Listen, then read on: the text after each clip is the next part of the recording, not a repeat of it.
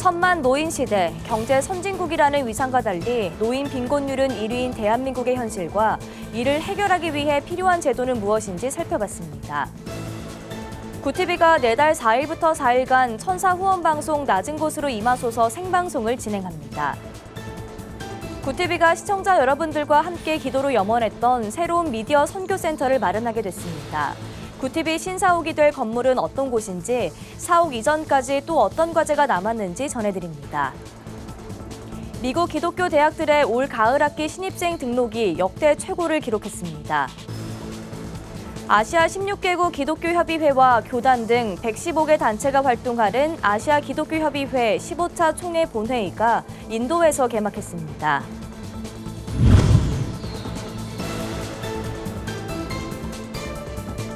시청자 여러분 안녕하십니까? 구티비 뉴스입니다. 천만 노인 시대, 현재 대한민국의 현실입니다. 하지만 오늘도 빈곤을 벗어나기 위한 노인 일자리 구하기는 소리 없는 전쟁터와 같은데요.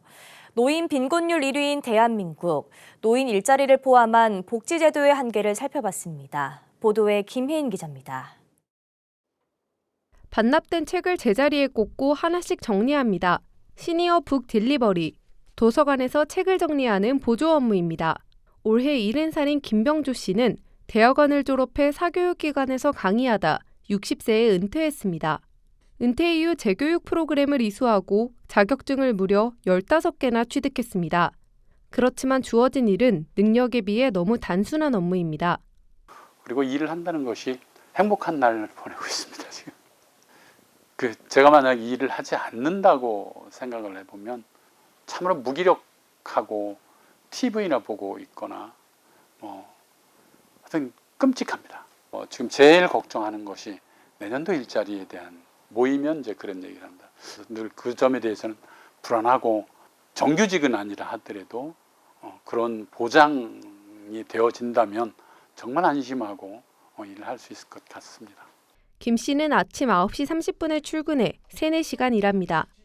10개월 동안 한 달에 71만 원을 받는 사회 서비스형 일자리로 함께 일하는 직원들의 만족도는 높습니다. 또 저희가 관리해야 되는 그런 인력이 아닐까? 그래서 이제 직원들도 참 별로 좋아하지 않았거든요. 근데 실제로 이제 얼마 지나고 나서 보고를 받아보니 도움이 많이 된다. 이분들이 쉬지 않고 일해 주신다. 근데 정말 도움이 많이 되는 거예요. 이런 사회 서비스형 일자리는 초단기 일자리인 공공형 일자리보다 급여 수준은 높지만 고용이 안정적으로 보장되지 않습니다. 그렇다고 민간 부문에서 일자리를 찾는 건 쉽지 않습니다. 전문가들은 정부의 노인 일자리 양적 확충에 기대는 걸 넘어 정년 연장을 이야기합니다. 노동시장 밖에서 우리가 그분들을 보호하는 게 아니라 정년을 연장하고 계속 고용을 하고 고령 친화적인 노동 환경을 마련을 해서 어르신들이 지속적인 그다음에 계속 고용의 사회, 그다음에 평생 현역 사회가 될 수 있도록 하는 게 모든 사람이 이제 건강하게 활기차게 살 수 있는. 전문가들은 노인 일자리 경쟁률이 치열한 지금의 상태는 개선돼야만 한다고 지적합니다. 우리나라 노인들이 생계를 위해 일을 할 수밖에 없는 이유는 국민연금 등 사회복지제도가 미비하기 때문입니다. 사회보장제도가 정비되기 이전에 노인이 된 세대가 1,000만에 달합니다. 더불어 노인이 될 미래 세대들의 국민연금 소득 대체율을 높이는 문제도 함께 풀어가야 할 과제입니다. 소득 대체율도 향상을 하고 그다음에 국민들에게 더 이 국민연금의 중요성을 인식시켜서 기여 비율을 9%에서 좀 상향할 수 있도록 하고, 또 한 가지는 OECD 국가에서 우리나라가 국민연금의 공적 지출이 한 3% 이내로 가장 낮습니다. 그 부분도 좀 정부가 좀 역할을 잘 해야 된다고 생각합니다. 우리나라는 세계 10대 경제 강국에 속하지만 노인 빈곤율은 OECD 회원국 중 1위입니다. 문제는 여전히 노인 빈곤 1위의 불명예를 벗을 큰 그림이 없다는 것입니다. 천만 노인 시대, 노인 복지는 우리나라가 명실상부한 선진국으로 자리매김할 수 있는 중요한 척도라는 차원에서 대책 마련이 시급합니다. 구티비 뉴스 김혜인입니다. 26년간 미디어 선교 사역을 펼치고 있는 굿TV가 천사 후원의 달을 맞아 앞으로 더 좋은 환경에서 미디어 선교 사역을 이어갈 수 있도록 특별 후원 방송을 내달 4일부터 진행합니다. 천사 후원 생방송 낮은 곳으로 임하소서는 올해 어떤 주제로 어떻게 열리는지, 예년과는 무엇이 달라졌는지 정리했습니다. 보도에 장현우 기자입니다. 굿TV가 10월 천사 후원의 달을 맞아 천사 후원 생방송 낮은 곳으로 임하소서를 내달 4일부터 진행합니다. 굿TV는 매년 10월을 천사 후원의 달로 정하고 복음의 등불 켜기 캠페인과 함께 후원 방송을 진행해오고 있습니다. 올해 5회째를 맞은 천사 후원 생방송에서는 굿TV의 미디어 선교 사역을 소개하고 과거 출연자들의 근황도 전합니다. 또 전국 곳곳에 있는 시청자들의 다양한 사연을 다룰 예정입니다.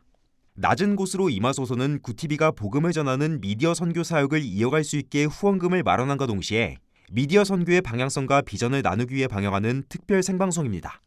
내 이름을 온 땅에 알리도록 하라는 목적으로 방송국을 세워주셨습니다. 그리고 사업까지 선물로 주셨습니다. 이런 기적은 하나님이 아니면 못 만들어내는 기적입니다.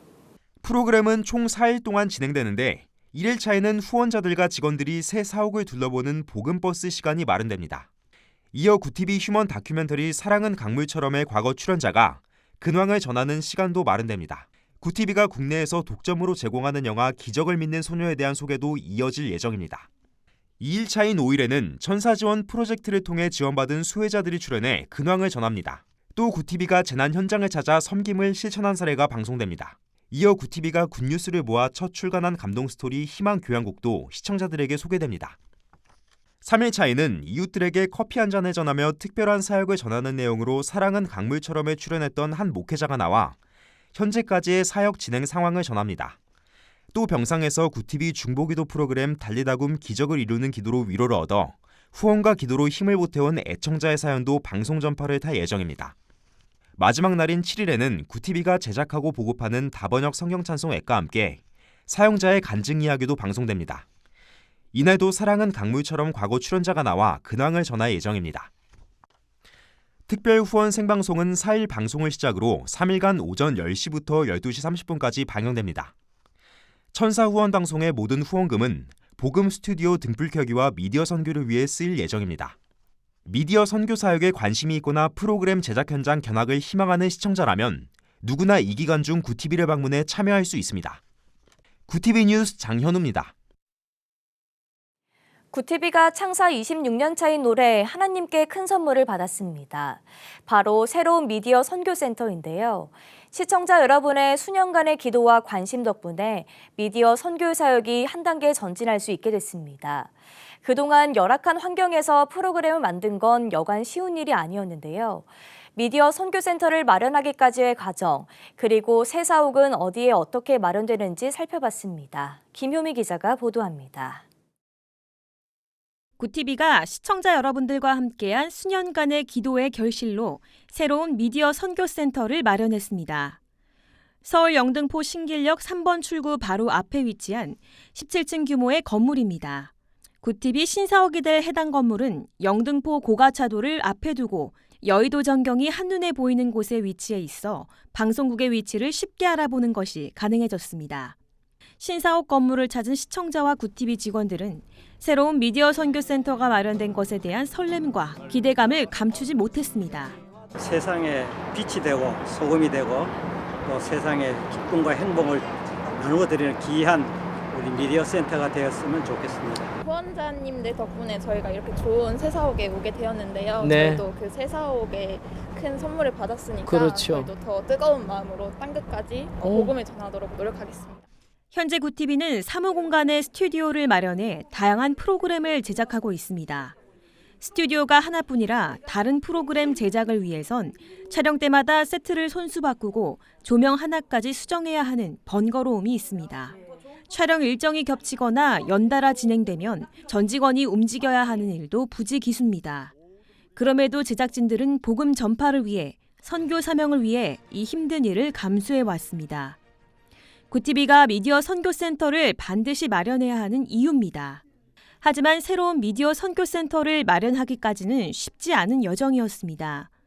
구티비는 매년 10월마다 특별 후원 방송을 진행하며 선교센터 설립 기금 마련을 위해 기도와 후원을 부탁해왔습니다. 그만큼 새로운 복음 스튜디오 마련이 절실했습니다. 구티비의 제작 환경이 참 열악하기만 합니다.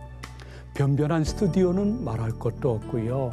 분장실, 녹음실까지 방송국이라고 보기에는 부족한 것이 참 많습니다. 구티비의 내일 그리고 10년 후, 20년 후가 기대가 되신다면 여러분의 동역이 정말 절실히 필요합니다. 그러던 중 기적이 일어났습니다. 지난 6월 한 시청자가 구티비에 건물을 기증하겠다는 의사를 밝힌 겁니다. 그 건물이 바로 여의도 공원을 앞에 둔 17층 규모의 오피스텔 건물입니다. 은혜 가운데 새 사옥 건물을 확보하게 된 구티비는 이제 새로운 과제가 생겼습니다. 새 사옥으로 이전하려면 여러 복잡한 절차를 거쳐야 하고 상당한 비용도 들어가기 때문입니다. 또 상가들이 입주해 있던 3개 층은 구티비가 간절히 염원하던 복음 스튜디오들로 꾸며집니다. 복음을 전하는 다양한 프로그램들을 제작하는 최고의 환경이 마련되기까지 다시 한번 시청자들의 기도와 후원, 관심이 절대적으로 필요합니다. 이런 과정을 겪으며 구티비는 시청자분들이 함께 마음을 모으는 기도의 힘을 확신하게 됐습니다. 내달 4일부터 진행되는 후원 방송을 통해 복음 스튜디오 마련도 순조롭게 진행될 수 있기를 기대해 봅니다. 구티비 뉴스 김효미였습니다. 미국 기독교 대학들의 이번 가을 학기 신입생 등록이 역대 최고를 기록했습니다. 미 현지 매체들에 따르면 켄터키주 에즈베리 대학교의 이번 가을 학기 등록 신입생은 약 2,000명으로 지난해 가을 학기 대비 약 20% 증가했습니다. 또 텍사스에 위치한 이스트 텍사스 침례 대학교는 1,700여 명의 학생이 수업에 참여하면서 110년 역사상 가장 많은 신입생이 등록했고 5,800여 명의 학생이 등록한 미네소타주 컨커디아 대학교는 역사상 가장 많은 신입생 수를 달성했다고 발표했습니다. 이외에도 애리조나 크리스천 대학교와 시더빌 대학교 등 많은 기독대학들이 이번 학기 높은 신입생 등록률을 기록했다고 밝혔습니다. 아시아 기독교협의회 CCA 15차 총회 본회의가 인도 케릴라주 코타냠 차이타냐 목회센터와 비말라기리 피정센터에서 28일 동시에 열렸습니다. 아시아 기독교협의회는 아시아 지역의 교회 회원들이 모여 교회 간 상호협조나 선교활동 증진 등을 모색하기 위해 설립됐습니다. 아시아 16개국의 기독교협의회와 개신교단 등 115개 단체가 회원으로 가입해 있습니다. 본회의에서 총회 탐구 플래너리와 총회장, 총무활동, 재정 등의 보고와 함께 CCA 프로그램 평가와 방향성 설정 세션으로 진행됐습니다. 이날 향후 5년간 CCA를 위해 일해 나갈 지도력이 선출됐고 공천위원회와 자격심사위원회, 운영위원회, 성명채택위원회가 발족됐습니다. 사랑의 장기기증 운동본부가 등촌교회 성도 537명이 그리스도의 사랑을 장기부전 환자들과 나누고자 장기기증 희망 등록에 참여했다고 소식을 전했습니다. 서울 양천구에 위치한 등촌교회 성도들은 1, 2, 3부와 청년 예배에 걸쳐 생명 나눔 예배를 드리며 질병으로 고통받는 이웃을 위해 장기기증을 하기로 뜻을 밝혔습니다. 사랑의 장기기증본부 박진탁 이사장은 장기기증 희망 등록으로 생명 나눔 운동의 뜻을 모아준 성도들에게 감사하다며 그리스도를 닮은 성도들의 나눔이 고통 중에 헤매는 이웃들에게 큰 위로가 될 것이라고 소감을 밝혔습니다.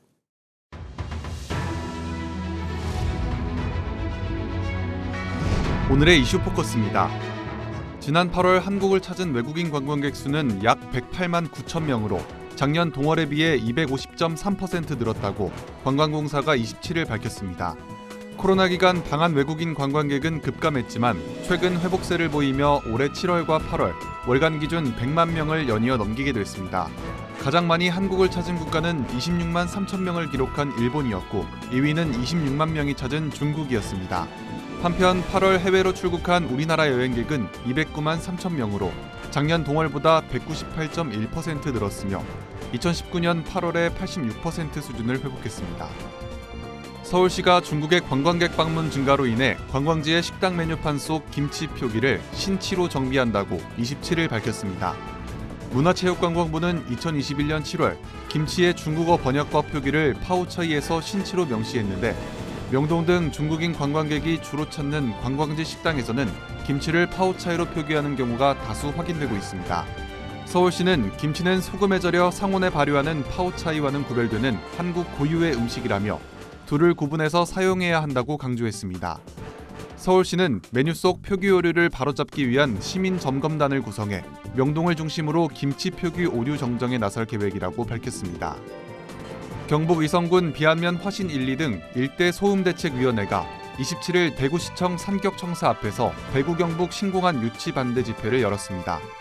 대구 경북 통합 신공항은 2030년 준공을 목표로 대구시 군위군과 경북 의성군 두 행정구역에 걸쳐 들어서는 통합공항입니다. 경제 효과가 예상되는 화물터미널에 위치해 주민 갈등이 계속되는 가운데 지난 24일 국토교통부는 화물터미널을 의성군이 아닌 군위군에 배치하겠다는 계획을 발표했고 이번 반대 집회가 열렸습니다. 집회 주최 측은 대구가 군위군을 편입하면서 맺은 공동 합의문에는 항공물류 관련 산업단지가 의성군에 배치된다고 쓰였다며 이 내용에 따라 화물터미널이 와야 한다고 말했습니다. 이어 대구시가 의성군과 제대로 된 협의 없이 일방적 시설 배치를 하고 발표한 것은 의성군민을 무시한 처사라며 의성에는 소음만 남게 됐다고 반발했습니다. 다음 달 1일부터 반려동물 진료 항목 100여 개에 대한 진료비 부가가치세가 면제됩니다. 농림축산식품부는 27일 반려동물 진료비 부가세 면제를 확대 시행하기 위해 관련 고시를 개정 공포한다고 밝혔습니다. 정부는 지금까지 예방 목적의 일부 진료 항목에 대해서만 진료비 부가세를 면제했지만 이번 고시 개정에 따라 부가세 면제 대상이 확대될 예정입니다. 진료비 부가세가 면제되는 진료 항목은 진찰과 투약, 검사 등 기본 진료와 구토, 기침 등 증상에 따른 처치, 결막염 무릎뼈 탈구 수술 등입니다. 구티비 뉴스 장정훈입니다.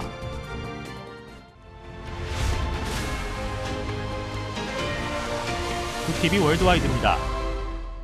미국의 북한 전문 매체 38노스가 최근 김정은 북한 국무위원장이 러시아를 전격 방문한 배경엔 러시아를 전략적 우방으로 삼겠다는 계산이 깔려 있었다고 분석했습니다. 매체는 최근 북한이 러시아와 더 긴밀한 관계를 맺고자 하는 주요 동의는 장기적인 세력 균형 논리일 수 있다며 이같이 설명했습니다. 매체는 또 러시아 극동을 방문한 김정은이 아직 공식적 합의나 공동 성명을 도출하진 못했지만 양국의 이러한 외교적 행동은 그 자체로 중요한 함의를 갖는다며 향후 수개월 내 성과를 볼 수 있을 것이라고 전했습니다. 미얀마 군사 정권의 저항 세력을 겨냥한 대량 학살이 최근 급증한 것으로 나타났습니다. 27일 AFP-통신에 따르면 유엔 인권 최고대표 사무소는 최근 발간한 보고서에서 대량 학살 등 미얀마군의 심각한 인권 침해가 급격히 증가했다며 군부의 폭력이 끝없는 소용돌이 같다고 지적했습니다. 보고서에 따르면 지난해 4월부터 올해 7월까지 미얀마군의 공습과 지상군의 대량 학살 등으로 10명 이상이 한꺼번에 사망한 사건은 22건입니다. 유엔 인권 최고대표 사무소는 또 저항군을 지원한 것으로 의심되는 마을에선 강간과 초법적 살인이 반복되고 있다고 설명했습니다. 엘니뇨의 영향으로 인도네시아의 건기가 길어지면서 인도네시아의 주요 수출 농산물 생산에 차질이 생길 거란 분석이 나왔습니다. 최근 일간 콤파스에 따르면 인도네시아의 국영은행인 만디리 은행은 올해 인도네시아의 파뮤 생산량이 7%가량 줄어들 것으로 내다봤습니다. 인도네시아는 전 세계 파뮤 생산 1위 국가로 인도네시아에선 파뮤가 식용유뿐 아니라 바이오 디젤 등으로 활용됩니다. 만디리 은행은 또 다른 주요 수출품인 커피의 생산량은 최대 20%, 천연 고무는 2%가량 생산량이 줄 것으로 전망했습니다. 현대자동차의 러시아 공장이 현지 업체에 매각될 가능성이 있는 것으로 알려진 가운데 러시아의 한 자동차 조립 업체가 현대차 공장 인수를 추진 중인 것으로 전해졌습니다. 인테르팍스 통신은 최근 러시아 서부 칼리닌그라드의 자동차 조립 업체 아프토토르가 현대차 공장 인수에 관심을 갖고 있다고 보도했습니다. 통신에 따르면 올 여름 칼리닌그라드주는 해당 기업이 현대차 공장을 인수하는 방안을 검토해달라며 블라디미르 푸틴 대통령에게 서한을 보냈고 푸틴 대통령은 산업통상부에 제안을 검토하도록 지시한 것으로 확인됐습니다. 구티비 뉴스 권현석입니다.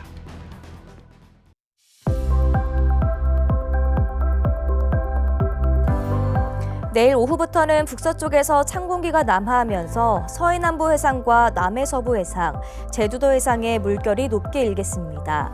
해상교통을 이용하는 귀경객은 유의하시기 바랍니다. 기온도 평년보다 2, 3도가량 낮아지고 바람이 다소 강해지면서 쌀쌀해질 것으로 보입니다. 환절기 건강관리 잘해주시기 바랍니다. 이어서 전국 날씨입니다. 내일 한낮 최고 기온은 서울 25도, 강릉 26도가 예상됩니다.